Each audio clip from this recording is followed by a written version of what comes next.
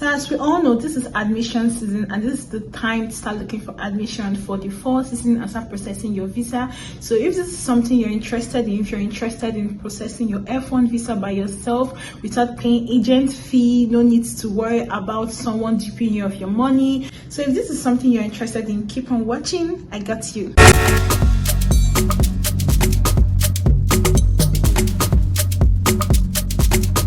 Guys, welcome to my YouTube channel. My name is Nkem. So if this is your very first time, you're very welcome. Make sure you subscribe and check out my other videos. And if you're a returning subscriber, thank you very much. So in today's video, I'm going to be talking about how to process your F1 visa by yourself. So we all know this is admission period. This is the period people are trying to get admission for the fall season, and it's not too late to also check out schools and just know what you want to do for the next year's spring season. So basically, if this is something you're interested in, make sure you continue watching. So the first thing you need to do is get all your documents ready. So the first thing you need to get, if you're going for a master's degree, you need to have completed your first degree and you need to get your transcript ready. So the first thing you need to do is to get the school of your choice. To masterportal.com, and from there you can find, by the left you can see a number of courses there, and by the right you can see the countries. So we're interested in the United States, so we're just going to click on that, and we can click on the courses, and when you go down you go to the filter section and you select the United States, and then you can go to the duration, or no, sorry, you can go to the grade type, and you can decide to select Master of Science if that's what you're interested in. Attendance is on-campus learning because you need the F1 visa. You cannot do online learning if you're if you need an F1 visa. So you can put your start date there, which can be fall of 2023 or whichever year you choose. So I'm just going to go there and put in August. I'm just going to put in August of I'm going to put in August of 2023, and so it's going to show me a list of schools and a list of schools that are available within this period. So with this I can know their tuition and all of that. So when you've selected the school here, you can go directly to the school website and figure out, the tuition and figure out the requirements. So some schools require you to provide a recommendation letter. So basically the document you're going to need for this, if you're going for a master's degree, will be your transcript, it will be your transcripts, it will be your letters of recommendation, approximately 2 to 3 letters of recommendation. Now your letters of recommendation doesn't have to come from your university, it can come from someone that has mentored you, it can come from somewhere you have worked, as long as this letter of recommendation is related to your field of study. So it can come from a mentor, it can come from anyone, it doesn't have to come directly from your lecturer. So you're also going to need testing scores. Some schools require you to provide TOEFL and all of that, but if you're from an English speaking country, you don't need to provide any of these things. Most of them might put exceptions to this if you're from Nigeria or if you're from Ghana. So also some schools might require you to have CV, and some schools might require you to write statement of purpose. So another thing you're going to need is your affidavit and your bank statement. So after you've decided on the university you want to go to, the next thing you want to do is to evaluate your transcripts. Now evaluation of transcripts is basically evaluating them and converting them to the US form of grading. So some schools offer some discount when it comes to this evaluation services. So we're just going to go to NECES, and then you're going to go to evaluation services, and when you scroll down you can see a number of evaluation services that are rendered. We can see World Education Services is basically the most popular one that everyone uses and is widely accepted by most schools, but it's quite expensive. So you can also use the Spantran, and you can use Education Records Evaluation. So this, Education Credential Evaluator. So these are the three I recommend. I recommend WES, Spantran, or Educational Credential Evaluators. So these three are usually and widely accepted, but just check on with your school website to be sure which of them your school prefers. So after you've evaluated this, just click on anyone you select. So we're just going to click on West, and when we click on that, it's going to take us directly to the website, and you can see how to go about it there. You can credential evaluators, and you can see how to go about the process, the payment and all of that. So after you've done that and you've submitted it to your school, you've written your statement of purpose, you've submitted your recommendation letter if it's required. Another thing you need to consider when choosing a school is to check if this school requires GRE. Now, some schools require it to write GRE, while some schools do not require. So you just have to check, and it's not compulsory you have to go to that school. You can look out for other schools that do not require the GRE. Another thing you need to consider is the acceptance rates. So you need to check on Google and check the acceptance rate, check out the percentage of the acceptance rate. If the percentage is really quite low, like 5%, you have to put that into consideration to know if it is something you want to put your money into when applying and waste your resources. So another thing you need to do after you've submitted all of this and you have gotten your admission, the school will provide you with what I call the I-20 form.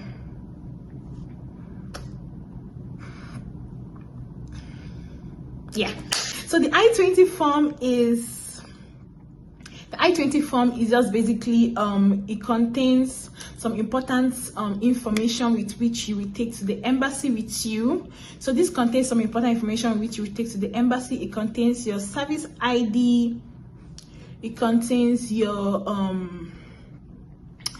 service ID, it contains your surname, your full name, your country of birth, country of citizenship, and these details on this form, you need to go through it and make sure everything, the spelling, everything is accurate. And if it's not accurate, or if there's something wrong with it, you need to inform your school as soon as possible for them to make the corrections. So it's going to also contain your school name, your school official to contact upon arrival, the school code, the school address. Is going to contain your tuition fee as well, and it consists of 3 pages. Now the I-20, I forgot to mention the before, some schools might require you to provide statement of account and affidavit. Now I forgot to mention it. When looking for your admission, some schools might require you to write an affidavit. Now, affidavit is basically you signing, or someone that is sponsoring you signing that the person is going to sponsor your education throughout your stay in the United States. Now, if your tuition fee, like what I have in this, your tuition fee is about $19,000. So if your tuition fee is a certain amount, you want to go above that for your affidavit. This just increases your chances of you getting your visa. So if your affidavit is higher than your tuition, it increases your chances of you getting your visa. And your statement of purpose has to be higher than your affidavit. So let's assume it's not real. Let's assume your tuition is $100. Your affidavit should be about $150. So it's going to cover both your tuition, your feeding, all of that. So whoever is sponsoring you, if you're the one sponsoring yourself, you're going to fill your affidavit form and you're going to sign. If it's your parents or your uncle or whoever is sponsoring you, this person is going to fill this affidavit form which your school will provide for you. They will fill this form, and this form, they're going to put in an amount which they'll be sponsoring you with. So this amount should be slightly above the tuition. I mean, it's not compulsory, but that's just what I recommend for you to, just for you to get your visa. So the next thing is statement of purpose. Your statement of purpose has to be higher than your affidavit. It should be way higher than that, because when you go to the embassy, your school might not mind, but when you go to the embassy and you're submitting the statement of purpose, they're going to look at it. If the statement of purpose is the exact amount with the tuition fee, or is slightly above it, above the tuition fee, that is one reason why they deny people visa. So if your tuition fee is about $100, it's not real. Like I said, it's an example. If your tuition fee is $100 and the affidavit is $115, your statement of account, I keep saying statement of purpose, sorry, statement of account, tuition fee, or is slightly above it, above the tuition fee, that is one reason why they deny people visa. So if your tuition fee is about $100, it's not real. Like I said, it's an example. If your tuition fee is $100 and your affidavit is $115, your statement of accounts, I keep saying statement of purpose, statement of account should be about $250. This just increases your chances of you getting a visa approval. Now the next step is, after you've gotten your I-20 form, you go down and you will see a place where students are meant to sign, so you should sign there. The next thing you have to do is to pay your service fee, also known as the I-901 fee. So I'm going to put in everything, the link below, everything in case you need to do that. So you have to go to fmjfee.com. I'm going to put the link down below for those of you that want to check it out. So to pay your service fee, you go to this website. If you have someone in the United States that you trust, the person can do this for you. But if you don't, it's not a problem. You can always pay through this website. Just go to pay I-901 fee, and there you put in your service ID. Please just make sure everything is correct when filling this. Your last name, your given name, and your date of birth. And then it will take you to where you can pay for it. They might require you to put in your address, and I recommend your address to be, I recommend for you not to change your address so much, because when filling your DS-160 form, which I'm going to talk about later, your address should kind of align. I advise not to change your address so much, so you don't start explaining a lot in the embassy. So after doing all of this, you've paid your service fee and you have done your I-20 form. So the service fee, I forgot to mention, the service fee costs $350. Is a standard fee and is no more or no less than that. It's $350. So after paying all of that, you can check your status from there. Or if someone in the United States pays this amount for you, you can go to this website to check your status to be sure the person actually paid this. And after you've paid it, you will get a receipt, and this receipt you need to save every information, every receipt.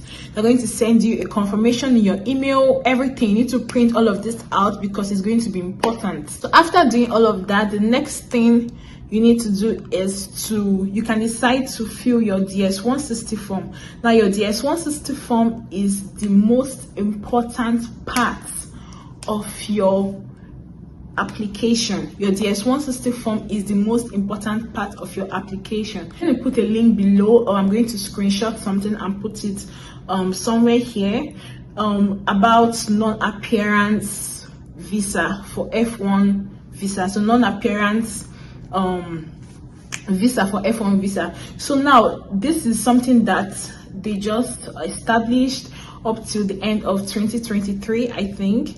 So it's going to be the non-appearance visa, and with this you can decide to, or they can decide for you not to come into the embassy to do any interview. So all the information they need is in your DS-160. And even if you appear in the embassy, your DS-160 is still something that is very important, because before you come into the embassy, they already know who they are going to give visa and who they are going to deny visa.